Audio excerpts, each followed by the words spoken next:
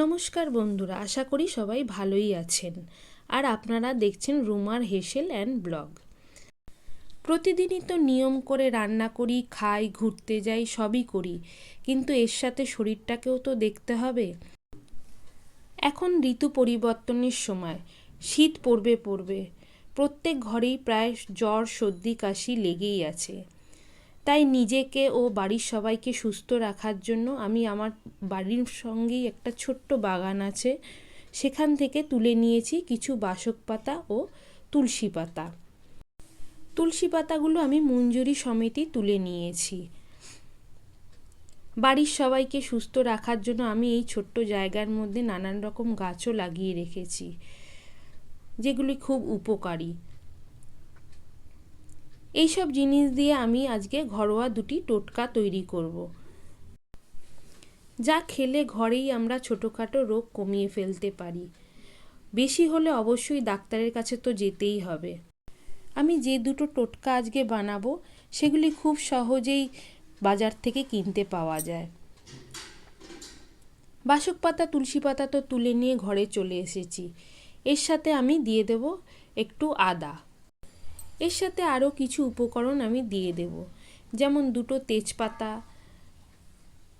দুটো তালমিছরি, একটা যষ্টি মধু, 1 চামচ গোলমরিচ, গোটা গোলমরিচ, এবং 1 চামচ কাবাব চিনি। আর দেব দুটো পিপল, 1 চামচ লবঙ্গ ও 1 চামচ এলাচ। এগুলি সবই কিন্তু বাজারে কিনতে পাওয়া যায়। রোজকার প্রয়োজনীয় জিনিসই এগুলি। আমি সবগুলোকে একটা হামালদিস্তার মধ্যে একটু থেতো করে নেব। কথায় কথায় ডাক্তারের কাছে না গিয়ে ঘরোয়া কিছু উপকরণ দিয়ে যদি আমরা কিছু টোটকা বানিয়ে নিতে পারি, সেগুলো খেয়ে যদি আমরা সুস্থ থাকি, তাহলে কি মন্দ হয় বলুন? এইরকমই ছোটোখাটো অনেক টোটকাই কিন্তু আমরা প্রত্যেকের ঘরে ঘরেই জানি, কিন্তু সেগুলি সঠিক সময় ব্যবহার করার প্রয়োজন। এই সিজন চেঞ্জের সময় কিন্তু এই টোটকাগুলো খুব কাজে লাগে।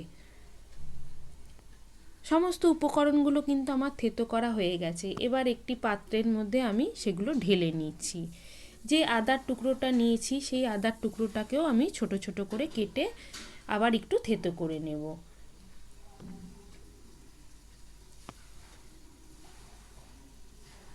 আমার মা মাসিদের দেখেছি এটা ছোটোবেলায় খুব তৈরি করে রাখতো ঘরে। সর্দি কাশি হলেই কিন্তু খাইয়ে দিত। সেই খেয়েই কিন্তু বেশ ভালোই থাকতাম। কথায় কথায় আগে কিন্তু ডাক্তারের কাছে আমরা যেতাম না। আগে মা বানিয়ে খাইয়ে আমাদের সুস্থ রাখতো, এখন আমি বানিয়ে বাড়ির সবাইকে খাওয়াই, নিজেও সুস্থ থাকি, বাড়ির সবাইকেও সুস্থ রাখার চেষ্টা করি। অবশ্যই বেশি কিন্তু হলে ডাক্তারের কাছে যাওয়া খুবই প্রয়োজন, কারণ আমি তো আর ডাক্তার নই, কিন্তু ঘরোয়া পদ্ধতিতে যতটা সুস্থ থাকা যায় সেটারই চেষ্টা করি। বাসক পাতাগুলোকেও আমি ছিঁড়ে দিয়ে দিয়েছি, তুলসী পাতা দিয়ে দিয়েছি। এবার বাকি রয়েছে তালমিছরি, তেজপাতা ও যষ্টি মধু। এগুলো দিয়ে আমি বেশ খানিকটা জল দিয়ে দিয়েছি। পরিমাণ মতন জল দিয়ে আমি গ্যাসে বসিয়ে দিয়েছি। হাই ফ্লেমে এবার এটাকে ফুটতে দেব। একটা চামচের সাহায্যে আমি খুব ভালো করে নাড়িয়ে নেব। এবার একটি ঢাকা দিয়ে আমি হাই ফ্লেমে ফুটতে দেব। কিছুক্ষণ ফুটে গেলে পরে আমি ঢাকাটা সরিয়ে নিয়ে আবার একটা চামচের সাহায্যে খুব ভালো করে সমস্ত কিছু মিশিয়ে নেব। খুব ভালো করে সব কিছু মিশিয়ে নিয়ে আবার ঢাকা দিয়ে আমি লো ফ্লেমে 20 থেকে 25 মিনিট ফুটতে দেব। যতক্ষণে আমার এই কাড়াটা তৈরি হবে ততক্ষণে আমি আরেকটা টোটকা তৈরি করে নিচ্ছি। এর জন্য দরকার আমলকি, রসুন, আদা, ধনেপাতা ও কাঁচা লঙ্কা। এগুলি সব কিছুরই কিন্তু প্রচুর গুণগুলো কিন্তু আমরা সবাই মোটামুটি জানি, তাও আমি একবার একটু করে বলে দিচ্ছি। যেমন আমলকিতে আছে প্রচুর পরিমাণে ভিটামিন সি, যা রোগ প্রতিরোধের ক্ষমতা বাড়ায়, হজমের সাহায্য করে, ত্বক ও চুলের উপকার করে, ডায়াবেটিস রোগীদের জন্য কিন্তু আমলকি খুব উপকারী। এরপর আসছি রসুনে। রসুনে প্রাকৃতিক অ্যান্টিবায়োটিক প্রচুর পরিমাণে থাকে। ইমিউনিটি বাড়ায়, ক্যান্সারের ঝুঁকি কমায়, হজমের সাহায্য করে, রক্ত পরিষ্কার করে। এরপর আসছি আদার গুণে। আদা কিন্তু হজমের খুব সাহায্য করে। এছাড়া সর্দি কাশি গলা ব্যথাতেও কিন্তু খুব সাহায্য করে।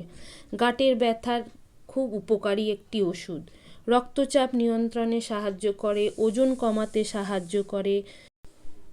মাথা ব্যথা ও মাইগ্রেনের ব্যথা কমাতেও কিন্তু আদা সাহায্য করে। বিশেষত শীতকালে আদা খাওয়া বেশ উপকারী। এরপর আসছি ধনেপাতার গুণে। ধনেপাতারও কিন্তু অনেক গুণ। হজম শক্তি বাড়ায়, হজম করতে সাহায্য করে, রোগ প্রতিরোধের ক্ষমতা বাড়ায়, রক্ত পরিষ্কার করে, ত্বকের উজ্জ্বলতা বাড়ায়, ডায়াবেটিস রোগীদের জন্য খুব উপকারী, বাতের ব্যথাও কমায়, কোলেস্ট্রল কমায়, ইমিউনিটি বাড়ায়, মুখের দুর্গন্ধ দূর করে। সব শেষে আসছি কাঁচা লঙ্কার গুণে। কাঁচা লঙ্কার তো প্রচুর গুণ আমরা সবাই জানি। কাঁচা লঙ্কাতে প্রচুর পরিমাণে ভিটামিন সি থাকে, যা রোগ প্রতিরোধের ক্ষমতা বাড়ায়, ক্যালসিয়াম কমায় মানে ওজন নিয়ন্ত্রণ রাখতে সাহায্য করে, বাতের ব্যথা কমাতে সাহায্য করে, হার্টের রোগের ঝুঁকি কমায়, রক্তচাপ নিয়ন্ত্রণ করে। কিন্তু অতিরিক্ত খেলে পরে কিন্তু পেটের সমস্যাও দেখা যায়। সব গুণগুলি মোটামুটি আমি বললাম, কিন্তু কতটা ভুল বললাম সেটা জানি না। ভুল বললে অবশ্যই আমাকে জানাবেন। সব উপকরণগুলোকে আমি একসাথে বেটে নিয়েছি, কারণ প্রত্যেকটা উপকরণ তো রোজ আলাদা খাওয়া সম্ভব না। যদি সব কিছু একসাথে বেটে একটা চাটনির মতন করে নিতে পারি তাহলে তো মন্দ হয় না, সবার খেতেও ভালো লাগবে। প্রতিটা জিনিসের গুণও আমরা প্রতিদিন পেতে পারি। এইভাবে আমি একটা চাটনি তৈরি করে রেখে দিলাম। একটা কাচের বয়মের মধ্যে আমি একটু তেল দিয়ে ভালো করে রেখে দেব। নুন কিন্তু দেব না, যখন খাবো তখনই এর মধ্যে আমি নুন মিশিয়ে নেব। এটা প্রায় 1 সপ্তাহ থেকে 15 দিন আপনারা ফ্রিজে রেখে দিতে পারেন। প্রতিদিন ভাতের সাথে, রাতে রুটির সাথেও খেতে পারেন। খেতে কিন্তু ভীষণ ভালো হয়। এইভাবেই প্রত্যেক বছর আমি তৈরি করে নিই। শীতের সময় আমলকি কিন্তু খুব বাজারে ওঠে।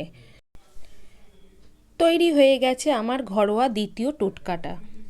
এগুলো খেয়ে কিন্তু অনেকটাই সুস্থ থাকা যায়। এদিকে 25 মিনিট কিন্তু আমার হয়ে গেছে। এই কাড়াটাও আমার তৈরি হয়ে গেছে। ঢাকাটা সরিয়ে নিয়ে একটি চামচের সাহায্যে খুব ভালো করে আমি আবার একটু মিশিয়ে নিচ্ছি। এবার গ্যাসের ফ্লেমটা বন্ধ করে ঢাকা দিয়ে কিছুক্ষণ রেখে দেব। একটু ঠান্ডা হলে পরে আমি একটি কাচের ছোট গ্লাসের মধ্যে ঢেলে নিজেই খাবো। প্রতিদিন নিয়ম করে আমি, আমার ছেলে, আমার কর্তা, শাশুড়ি সবাই খাই। খেয়ে কিন্তু অনেকটাই সুস্থ থাকি। এই কাড়াটাও তৈরি করে কিন্তু আপনারা 1 সপ্তাহ রেখে দিতে পারেন। যখন খাবেন উষ্ণ গরম করে নেবেন, তাহলেই হবে। কালারটা কত সুন্দর হয়েছে, কারণ এটা লাল বাসক পাতা দিয়ে তৈরি করা।